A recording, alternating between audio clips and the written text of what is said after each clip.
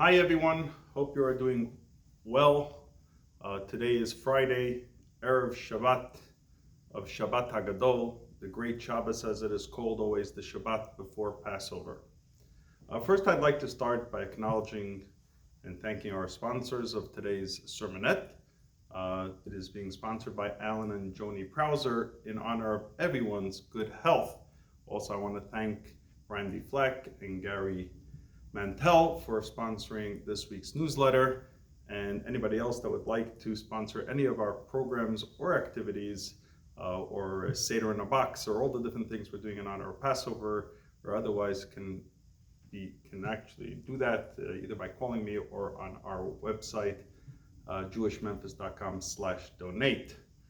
I saw an interesting one of my colleagues and somebody I grew up with in Brooklyn, I saw on his Facebook page, he posted something interesting. He said that he sent out a dove from his window, and when it comes back with a piece of toilet paper in its mouth, he'll know that this virus is over. Got to put a joke in there somewhere. This coming Pesach, is if you want to say a challenging time, but every challenge actually has something which makes us stronger, which makes us better, something that causes us to, some people say, when you put a stumbling block, it is something to step up on and rise ourselves a little higher. This coming Pesach, many of us who are used to getting together as large communal seders or to get together with family and friends and usually in large crowds, this year we are going to be separate. As has been advised by all the rabbis and all the medical field, that people should not be inviting other people that they're not usually secluded with in the same home to their Seder, so I'm sure everybody is keeping to that. But that will create a challenge, which the challenge is, how do I run a Seder if I've never run it before? So this coming Sunday, actually, we're going to be having a class this coming Sunday evening on Zoom. You can go to our website and find information about that this coming Sunday at 7, a do-it-yourself Seder class. In 60 minutes, we're going to go through how to run a Seder, and also even if you ran a Seder, to look a little more deeper into the meaning and have also a meaningful Seder as well. And this morning, actually, a thought came through my mind that, there's always the struggle between the individual and the communal. And we all like to be part of the community. And some more than others actually take the steps that is necessary to be part of the community, which is coming to shul. And obviously now we cannot get together as a community, but I realized that till now, one had to do something to be part of the community. Now, everybody is being communal. Everybody who is staying home, everybody who's having a Seder in their house, all those that are not coming to shul, are all being very communal, doing something together as a community, if you want to say local, or also even as a global community for the betterment of other people, for the caring and the love that we have for everybody during this current situation. Talking about this difference between communal and individualistic takes us also to the time period that we're in right now, leading up to Passover. When the temple was dedicated, when the sanctuary, the Mishkan was dedicated for the very first time, the year that the Jews went out of Egypt, so actually it was on Rosh Chodesh Nisan, the first day of Nisan, started 12 days of dedication. With on each of these days, the heads of the tribes, known as the Nasi, would bring a specific sacrificial offering, an offering of to be able to dedicate the Mishkan. And it's 12 days. And to commemorate that and to celebrate that, today's days also, there is a tradition that after the morning prayers, we read the section in the Torah that talks about that particular tribe who brought his offering on day 1, Bayom HaRishon. And then they go the next day, we say Bayom HaSheni, who brought his offering, and we go through and we enumerate the offerings that they brought. And then it goes on again. On day 3, we say that section. And in the Torah, it repeats every single day the offerings that were brought by each of the heads of the tribes. Now, it's very interesting. Once we read the details of what they all brought the exact same thing. On Sunday, the head of this tribe brought it. Monday, the second day, this one brought it. And so on each of the days. So the question arises, Why does the Torah have to enumerate the exact same ingredient list, so to say, for each of the days, for each of the heads of tribes? It could have just said that each day, this one brought it, the next day, and just one time list everything that they brought. Why does it have to say it 12 different times? And the answer that is given by our sages is, yes, physically they might have brought the exact same thing, but each tribe, each head of tribe represents a different spiritual energy.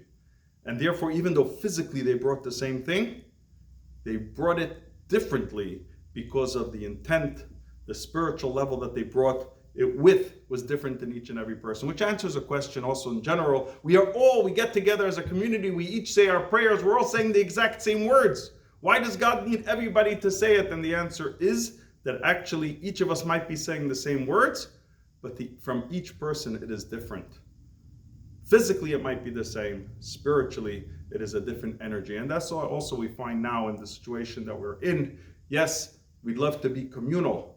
So the truth is that we are more communal now than ever before, but yet we contribute each with our own individualistic way of doing it. So it's very, very important that each and every one of us does the Seder, each and every one does and goes through the motions, and doing so, each and every one of us individually in our place, and at any place, anybody who needs any help in doing anything for the Seder, after our class, if it doesn't give you the information there, or anything you might need, please reach out to us and we'll help you with that as well.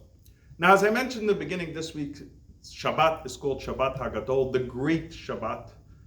And the question is, why is it called the Great Shabbat? And the answer is the Jews were taken out of Egypt on the 14th day of Nisan. And on the 14th day of Nisan at midnight, it's after the Seder, it was the next day, the 15th is the day they went out of Egypt. But it was actually the same exact layout as it is this year. That Shabbat is the 10th of Nisan. And on the 10th of Nisan, there was a famous story that the Jewish people had to take a lamb, tie it to their bedposts, and they were told that they would have to keep it there for 4 days, and 4 days later, they would sacrifice it, and they actually had their first Seder in Egypt. So what is so great about this Shabbat? And the answer is because on this Shabbat, they took a lamb, which was, a lamb at that time was considered one of the gods of Egypt. And they were going to take this lamb, and the Egyptians came to them and said, why are you taking a lamb? And they answered, because we're going to slaughter it, and because God is going to take us out of Egypt. And as we say in the davening, it says that on that Shabbat, Lemake Mitzrayim B'choreim, a civil war broke out in Egypt. The firstborns of the Egyptians got up and they heard about the plague of the death of the firstborn that would be coming, and they came and they wanted to rise up against the people and said, let the Jewish people go, let the Jewish people go. And it is double, that great Shabbat is first of all that the Egyptians took on the cause of the children of Israel, and the second thing also was a transformation of the Jews, that they were able to liberate themselves and say and stand up to the Egyptians and say, we are going free. And that is why it's called Shabbat Hagadol. And in a sense, you could say that the real transformation was that darkness itself had all of a sudden taken on the cause of light. And this is something that we find ourselves this year more so because we find ourselves in the exact same layout, that this Shabbat Hagadol should really be a transformation. We need to transform ourselves. We need to transform ourselves and realize that everything that's happening is happening from God. The promises that God made, that He is with us in every situation that we find ourselves, and the promises that He made that just like the days of Egypt, He will take us out of Egypt, He'll take us out of this exile as well. So the same thing, we have to realize we need a transformation within ourselves, to realize, to step up to the plate, to realize that everything that's happening is happening for God for a reason perhaps that we need to go through this transformation and reflection of recognizing that everything that's happening is happening from God. And just like in the days of Egypt, instantaneously, He can make the darkness go away. Not only that it goes away, but the darkness itself will shine as light. And He should take us out of this exile as well. And just like in those days, God created great miracles, He promised that at the end of the days, He'll also create great miracles and great wonders and take us out of this exile as well. May we merit to see it this year more than ever before. We find ourselves in a time of darkness, but we have to know that God is with us in this darkness and He will take us out of this darkness. And may we merit that this year we should see the greatest miracles as all the darkness will melt away and we should be able to all get out of our spiritual Egypts, but our physical Egypts as well from this current situation. May it be speedily in our days. Amen.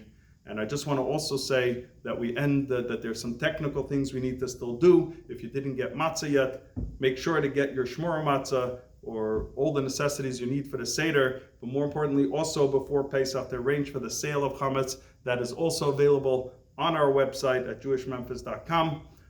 You can go there and make sure to go through the motion of actually filling out the form and selling our chametz. And let us hope that we should be able to get rid of all the negativity of our life. And we should be able to celebrate very quickly and speedily with the true Paschal Lamb in the Holy Temple in Jerusalem with the coming of Mashiach. May it be speedily. Amen.